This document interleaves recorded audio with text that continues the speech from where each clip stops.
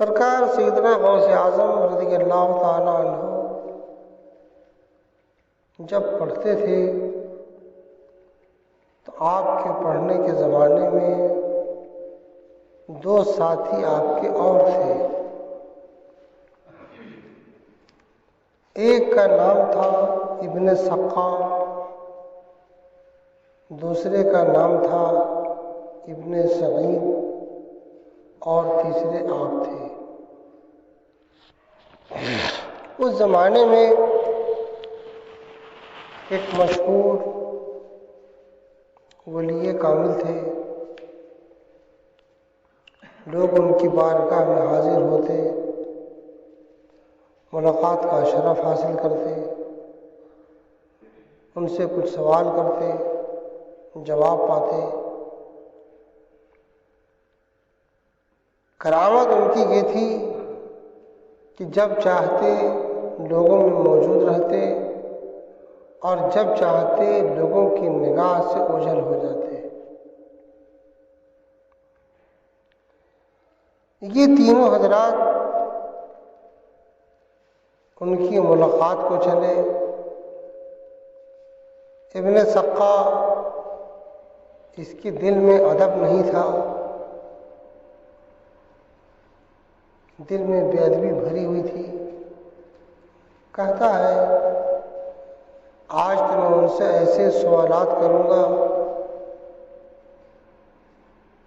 کہ وہ ولی اپنی ولایت بھول جائے گا. ابن سعید یہ بھی اپنے دل دماغ میں فطور رکھے ہوئے تھا. یہ کہتا ہے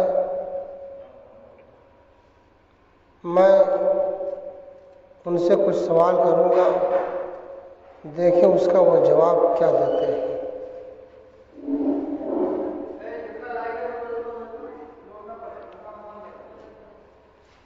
لیکن میرے آقا سیدنا غوث اعظم رضی اللہ تعالیٰ عنہ مادرزاد ولی تھے،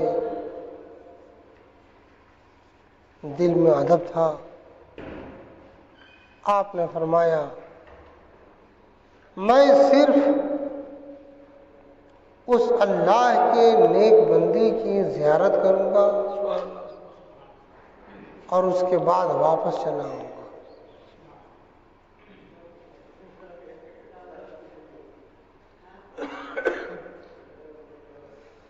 جب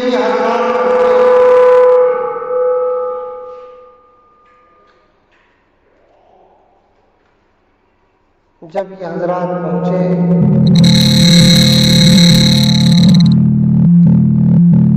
تو وہ وہاں سے غائب تھے، موجود نہ تھے. یہ لوگ بیٹھے، تھوڑے دیر انتظار کیے، پھر وہ تشریف لائے. جب تشریف لائے تو آپ کے چہرے پر جلال تھا.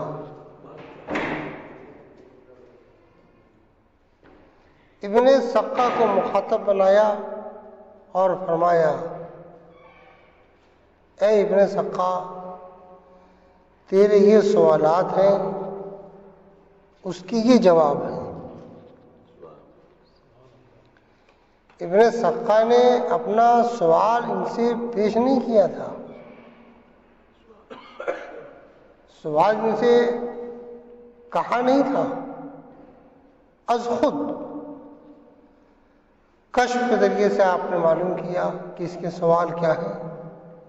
آپ نے فرمایا تیرے سوال یہ ہیں، اس کا جواب یہ ہے. تو نے ایک ولی کی شان میں گستاخی کی ہے، جا تو جہنم میں جلے گا. ابن سعید کو دیکھا، جلال کچھ کم ہوا. فرمایا تیرے سوال یہ ہیں، اس کا جواب یہ ہے. تو نے گستاخی کم کی ہے، جا تو پوری زندگی سکون کا سجدہ نہیں کر پائے گا. پھر چہرہ کھل اٹھا، حساس بشاس ہو گیا سرکار غوث اعظم کو دیکھ کر، انہیں اٹھا لیا، لپٹا لیا، فرمایا بیٹے میں تمہیں دیکھ رہا ہوں کہ تم ہوا میں اڑتے ہوئے ارشاد پاؤ گے، میرا یہ قدم تمام اولیاء اللہ کی گردن پر ہے اور تمام اولیاء اللہ اپنی گردنوں کو جھکا دیں گے۔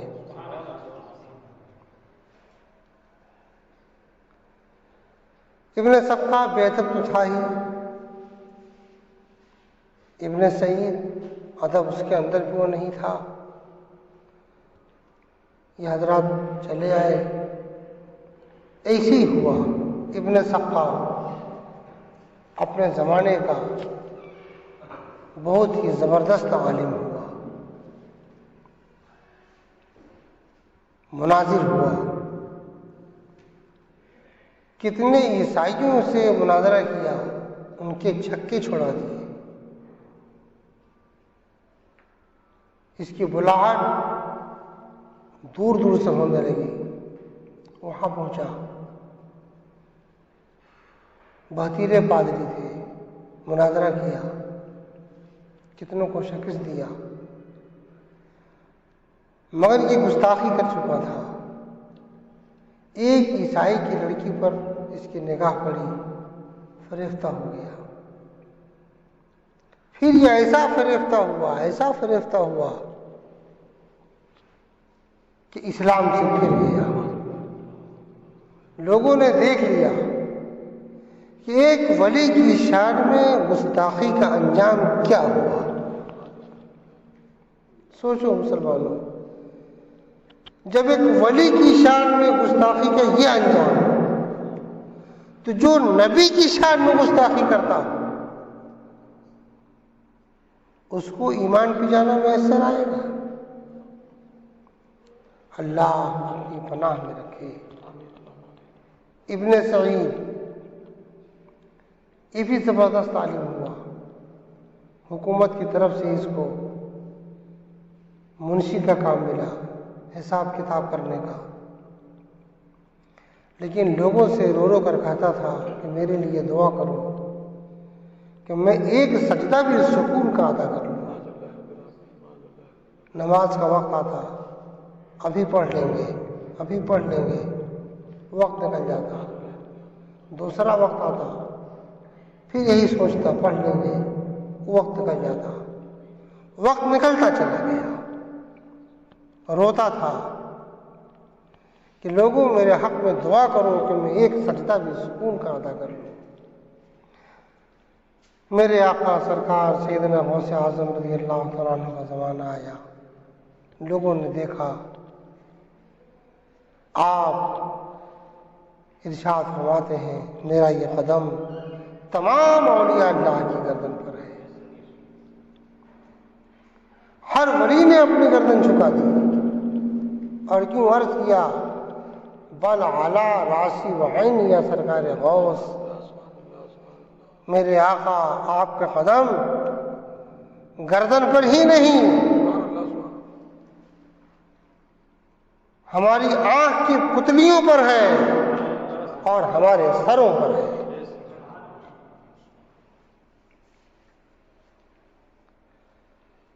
سرکار غوث اعظم رضی اللہ تعالیٰ عنہ، ان کی غوثیت آج بھی ہے، وہی غوث اعظم ہے۔ حضرت امام مہدی کے ظہور تک آپ غوث اعظم رہیں گے۔ جو بھی غوث ہوتا ہے پورا زمانہ، پوری دنیا اس کی نگاہوں کے سامنے ایسی ہوتی ہے جیسے ہاتھ کی ہتھیلی ہے۔